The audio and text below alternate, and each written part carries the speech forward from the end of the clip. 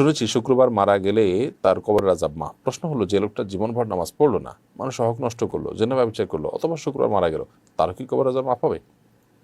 বিষয়টা আসলে আল্লাহর উপর এখতিয়ার উপর নির্ভর করে। এটা সাধারণ কথা। যদি কেউ জুমাবারে মৃত্যুবরণ করেন, তাহলে সেক্ষেত্রে তার কবরে ফিতনার বা পরীক্ষার মুখোমুখি তিনি হন না। এটা হয়তোবা সে সমস্ত মানুষদের জন্য যারা বেসিক্যালি নেককার। যে লোকটা বেসিক্যালি বদকার, তার শুক্রবার মৃত্যুটা এটা তার জন্য কোনো আল্লাহর পক্ষ থেকে এহসান নয়, বরং সেটা নেহায়েতি কাকতাল হতে পারে। আবার এমন হতে পারে যে কোনো মানুষ, তিনি ঈমানদার, তার হয়তো কোনো আমলে ত্রুটি ছিল, আল্লাহ তাআলা তার বিশেষ কোনো আমল পছন্দ করার কারণে হয়তো তাকে কবরের আযাব থেকে মুক্তি দিবেন। এটি হতেও পারে। অতএব আলমুল গায়েবের বিষয়ে, যে জগৎ আমাদের অদৃশ্যমান, সেই জগতের বিষয়ে আমরা নিশ্চিত করে কিছু বলা কঠিন। তবে হাদিস এটি বিশুদ্ধ।